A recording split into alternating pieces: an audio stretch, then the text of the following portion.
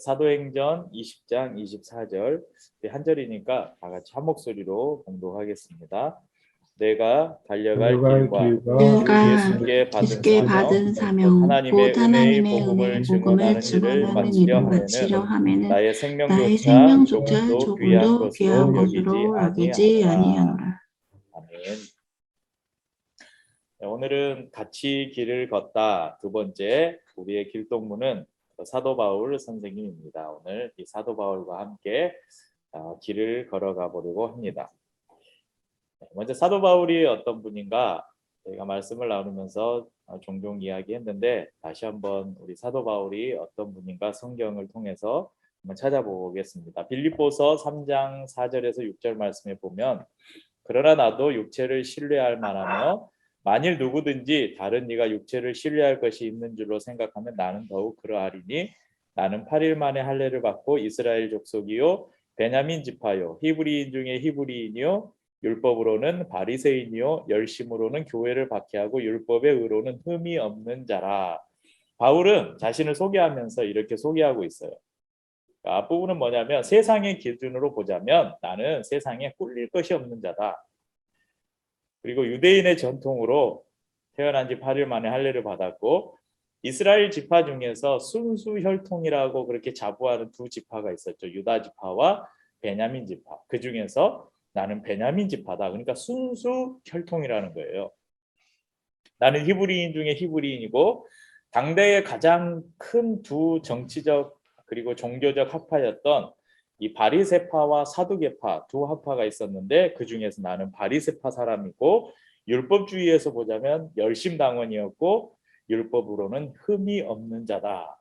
한마디로 자신을 소개할 때 나는 완벽한 사람이다. 그렇게 소개하고 있습니다. 또 사도행전 22장 3절에 보면 바울은 이렇게 이야기합니다. 나는 유대인으로 길리기아 다소에서 났고 자신의 출생지를 이야기하면서 이 성에서 자라 가말리엘의 문화에서 우리 조상들의 율법에 엄한 교훈을 받았고 오늘 너희 모든 사람처럼 하나님께 대하여 열심히 있는 자라. 가말리엘의 문화에서 엄한 율법의 교육을 받았다. 가말리엘이 어떤 사람인지 사도행전 5장 34절에 나와 있는데요. 바리새인, 일단 이 가말리엘은 바리새인이었고 율법 교사였는데 바리새인 가말리엘은 율법 교사로 모든 백성에게 존경을 받는 자라. 공회 중에 일어나 명하여 사도들을 잠깐 밖에 나가게 하고 그러니까 당시에 가장 존경받는 석학 이 가말리엘의 문화에서 공부를 했다는 거예요. 그러니까 가말리엘의 문화생이었죠.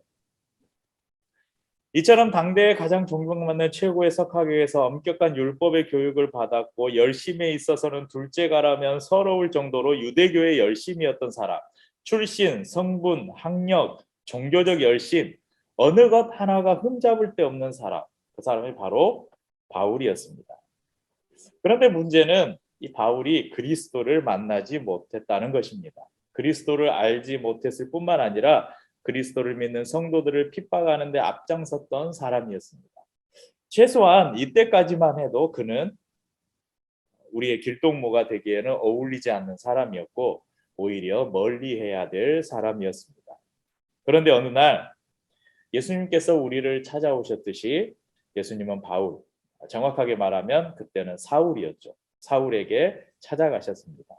사도행전 9장 3절에서 5절 말씀을 보면 사울이 길을 가다가 다메섹에 가까이 이르더니 호련히 하늘로부터 빛이 그를 둘러 비추는지라 땅에 엎드려져 들음에 소리가 있어 이르시되 사울아 사울아 내가 어찌하여 나를 박해하느냐 하시거늘 대답하되 주여 누구시니까 이르시되 나는 내가 박해하는 예수라.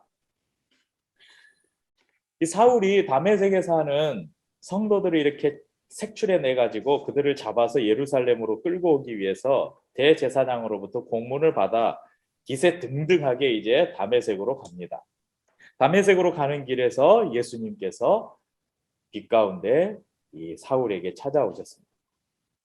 사도행전 26장을 보면요, 이 아그리파 왕 앞에서 사도 바울이 자신이 예수님을 처음 만났던 그때의 일을 설명하는데 이 말씀에는 방금 제가 읽어드린 그 말씀 이후에 몇 절이 더 기록되어 있습니다. 사도행전 26장 16절에서 18절인데요. 그러니까 앞에 대답하여 하되 주여 누구시니까 이르시되 나는 내가 박해하는 예수라. 여기까지 말하고 그 다음에 조금 더 설명을 하고 있어요. 일어나 너의 발로 서라. 내가 내게 나타난 것은 곧 내가 나를 본 일과 장차 내가 내게 나타날 일에 너로 종과 증인을 삼으려 함이니 이스라엘과 이방인들에게서 내가 너를 구원하여 그들에게 보내어 그 눈을 뜨게 하여 어둠에서 빛으로 사탄의 권세에서 하나님께로 돌아오게 하고 죄사함과 나를 믿어 거룩하게 된 무리 가운데서 기업을 얻게 하리라 하더이다. 자, 이것을 뭐라고 하냐면 바울의 소명이라고 이야기합니다. 네이버 지식백과의 소명을 검색해 보면 이렇게 설명하고 있습니다. 소명, 영어로는 콜링이라고 하는데요. 소명은 원래 종교적 개념으로서 신의 부름을 받는 일이라는 의미로 사용되었으나 차츰 일반화되어 개인적, 사회적으로 의미 있는 일을 발견하여 그것에 헌신하는 것을 지칭하는 용어로 발전했다. 이렇게 설명하고 있습니다. 그러니까 소명이라는 것은 원래 이 종교적인 용어, 신의 부름을 받는다 그런 용어로 사용된 단어입니다. 한자로는 부를 소, 목숨명 이렇게 씁니다. 그러니까 목숨을 부른다는 거죠. 생명을 부른다는 것입니다. 하나님께서 우리의 생명을 부르는 것, 이것이 바로 소명입니다.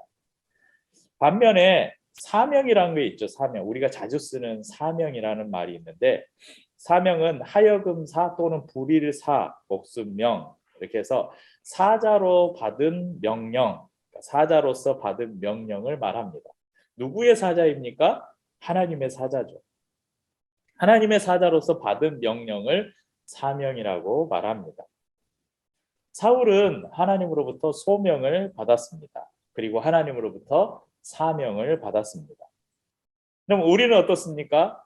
우리 성도님들 하나님으로부터 소명을 받았습니까? 하나님으로부터 부름 받으셨어요? 네, 부름 받았으니까 오늘 우리가 이 자리에 있는 것이죠. 여러분 사명을 받았습니까? 자신 있게 나는 지금 바울처럼 선교사로도 나가지도 못하고 지금 저처럼 이렇게 딱 서서 설교하고 있는 목사도 못 되고 그래서 나는 사명이 없나 보다. 오늘은 이런 오해를 좀 푸는 시간을 가지려고 합니다. 우리 모두도 그러면 사명을 받았습니다. 시기와 방법은 모두가 다르겠지만 예수를 주로 고백하는 성도는 예수님이 우리를 부르신 부름의 때가 있었고 또 그것에 응답한 기억이 있을 것입니다. 우리는 그것을 소명이라고 말합니다. 주님이 우리의 생명을 부르실 때 우리가 그분께 우리의 생명을 드렸습니다. 그래서 우리가 찬양 가운데 많이 고백했잖아요. 나의 생명을 드리니 주 영광이 하여 사용하옵소서. 우리의 생명을 드렸어요. 하나님께서는 우리가 잠깐 이 땅에 살다가 없어질 우리의 생명을 주님께 드렸을 때 그 생명을 받으시고 우리에게 영원한 생명을 다시 돌려주셨습니다. 그리고 우리에게 주님께서는 사명을 주셨습니다. 각자가 받은 사명은 다르겠지만 분명 우리도 사명을 받았습니다. 오늘 우리가 사도 바울과 함께 걸으면서 바울의 사명을 통해 우리의 사명을 돌아보고 바울처럼 우리도 우리의 생의 마지막 순간에 바울과 같은 고백을 할 수 있는 그런 삶이 될 수 있기를 또 그런 교훈을 얻기를 축복합니다. 자, 사도 바울이 받은 그 사명은 무엇이었을까? 오늘 우리가 읽은 본문에 분명하게 바울 스스로가 자신의 사명이 무엇이었다고 이야기해주고 있습니다. 읽어볼까요? 내가 달려갈 길과 주 예수께 받은 사명. 그러니까 바울이 달려갔던 그 길과 자신이 받았던 사명이 무엇인가? 그것은 곧 하나님의 은혜의 복음을 증언하는 일. 이것이 바울의 사명이었다고 그렇게 고백합니다. 오늘 본문은 바울이 밀레도에서 에베소 장로들을 불러서 그들에게 고별 설교를 하는 그 말씀 중에 들어있는 본문입니다. 바울은 자신의 사명이 하나님의 은혜의 복음을 증언하는 일이라고 말합니다. 그리고 그 사명을 향해 달려가는 그 길, 그것을 마치 경주하는 것에 비유해서 그 길을 최선을 다해서 달려갔다. 그리고 그 사명이 자신의 생명을 돌보는 것보다 우선했다라고 고백하고 있습니다.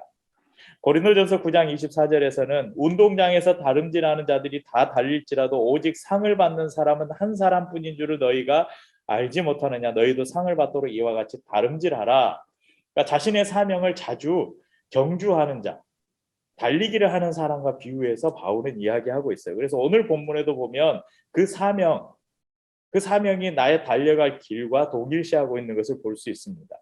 디모데후서 4장 7절에서 8절에도 이렇게 고백합니다. 나는 선한 싸움을 싸우고 나의 달려갈 길을 마치고 믿음을 지켰으니, 이 달려갈 길을 마쳤다는 것은 나의 사명을 다했다, 나의 사명을 완수했다, 이 고백이죠.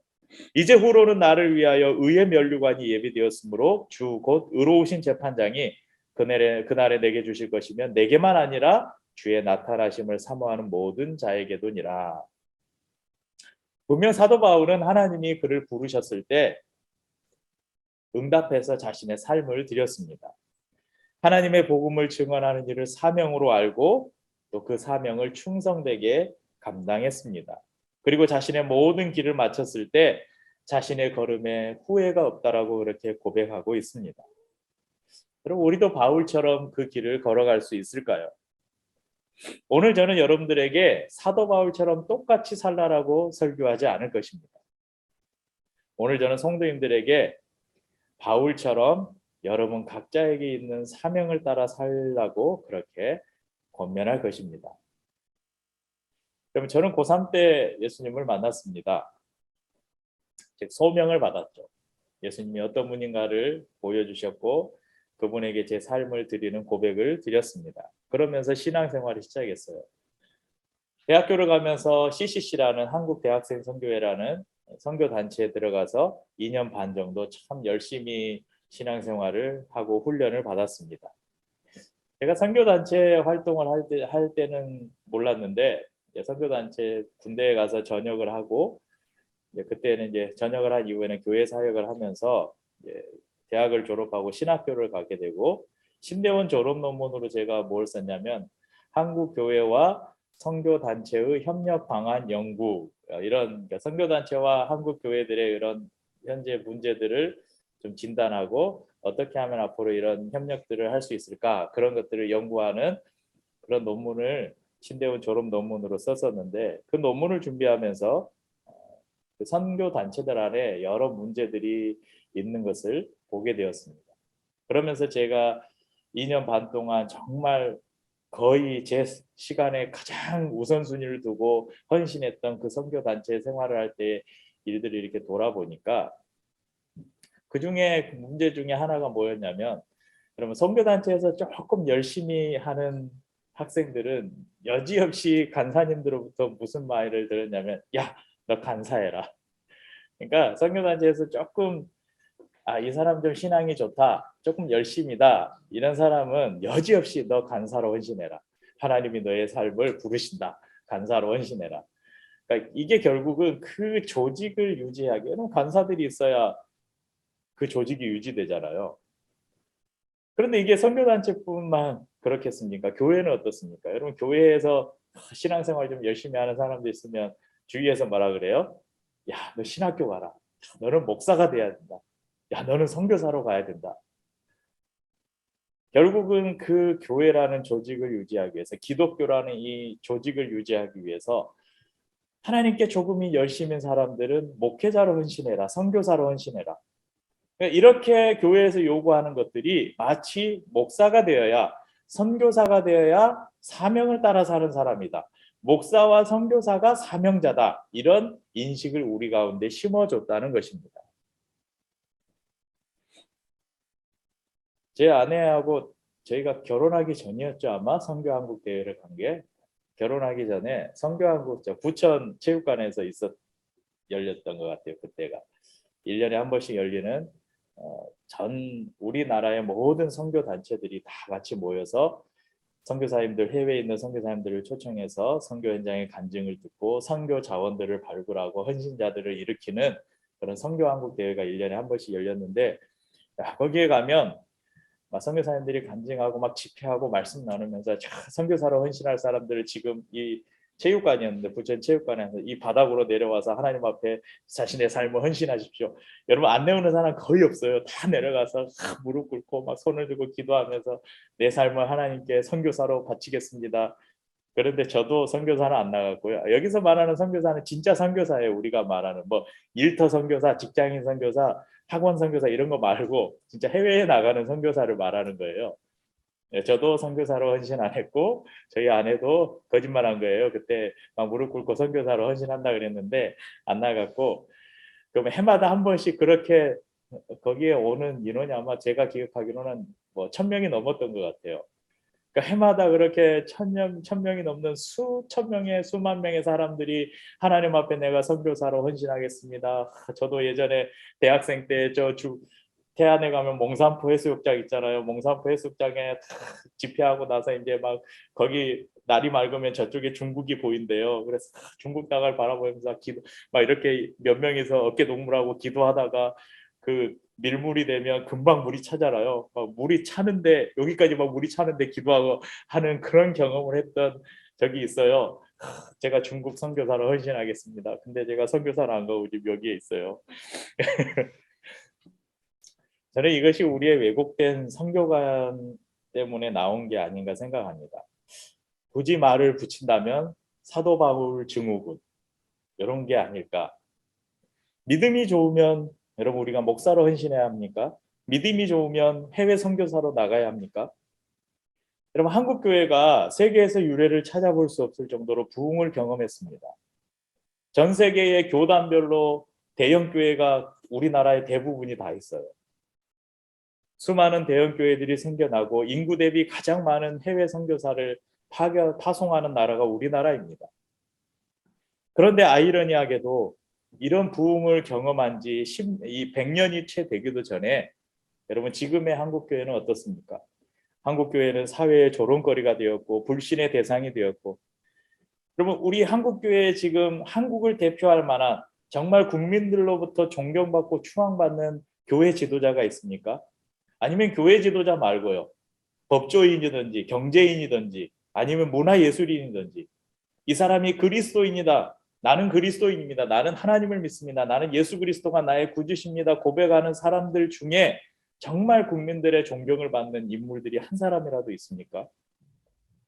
변변한 교회 지도자나 크리스천 지도자 한 사람 없는 초라한 신세가 되어버렸습니다. 무엇이 문제일까요? 왜 목사나 선교사만 사명이라고 생각하게 됐을까요? 바울이 받은 사명만이 하나님이 주신 사명이라고 믿는 것이 그 이유 중에 하나가 아닐까 조심스럽게 그렇게 진단을 해봅니다. 바울은 그가 보낸 여러 성경에서 분명하게 이야기하고 있습니다. 에베소서 4장 11절 12절에 그가 어떤 사람은 사도로 어떤 사람은 선지자로 어떤 사람은 복음을 전하는 자로 어떤 사람은 목사와 교사로 삼으셨으니 이는 성도를 온전하게 하며 봉사의 일을 하게 하며 그리스도의 몸을 세우려 하심이라. 교회 안에 있는 여러 가지 은사와 직분을 이야기하고 있어요.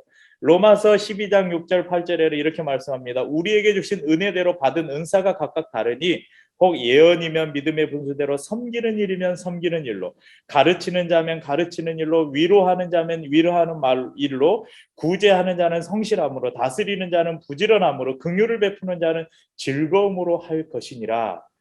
은사를 따라서 여러 가지 직분과 하나님을 섬기는 그 여러 가지 일들이 있음을 이야기합니다. 고린도전서 12장 28절에서 31절에는 하나님이 교회 중에 몇을 세우셨으니 첫째는 사도요, 둘째는 선지자요, 셋째는 교사요, 그 다음은 능력을 행하는 자요, 그 다음은 병 고치는 은사와 서로 돕는 것과 다스리는 것과 각종 방언을 말하는 것이라. 다 사도겠느냐? 다 선지자겠느냐? 다 교사이겠느냐? 다 능력을 행하는 자이겠느냐? 다 병 고치는 은사를 가진 자이겠느냐? 다 방언을 말하는 자이겠느냐? 다 통역을 하는 자이겠느냐? 너희는 더욱 큰 은사를 사모하라. 내가 또한 가장 좋은 길을 너희에게 보이리라. 그러면서 13장에 사랑으로 넘어가고 있죠. 물론 영적 은사를 설명하면서 하신 말씀이지만 우리에게 간접적으로 교훈하고 있어요. 다 교회 안에서 목사가 될 수 없고 다 선지자나 교사가 될 수 없듯이 하나님이 주신 사명이 다 목사나 선교사가 되는 것이 아니라는 것입니다.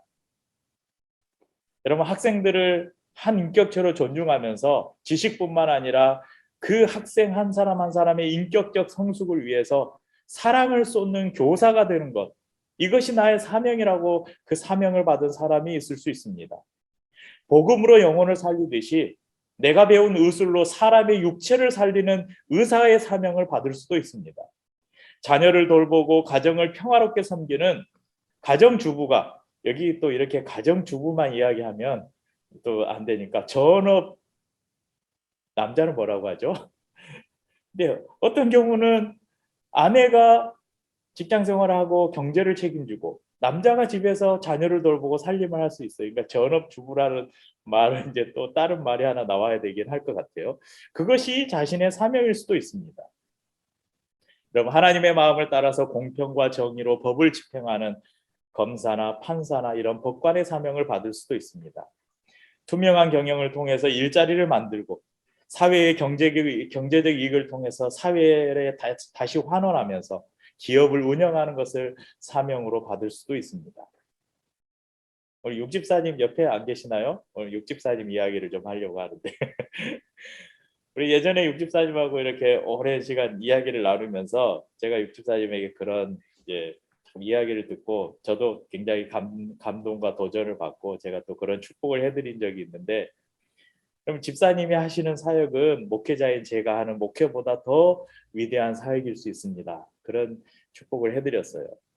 그럼 이 육집사님이 하시는 이 어린이집을 통해서 단순히 그냥 아이들에게 그 유아 때 어릴 때 그런 아이들이 배워야 될 그런 지식을 가르칠 뿐만 아니라 정말 신앙을 아이들에게 심어주고 또 아이들뿐만 아니라 그 아이들의 부모들을 케어하고 특별히 그 아이들의 가정들 가운데 위기의 가정들이나 깨어진 가정들이 있으면 그 가정들을 돌아보고 치유하고 회복시키는 일을 하시고 또 여러 어린이집이나 교사들을 모아서 그들을 훈련하면서 정말 올바른 교사를 세우는 일, 그런 일들을 집사님이 감당을 하고 계세요.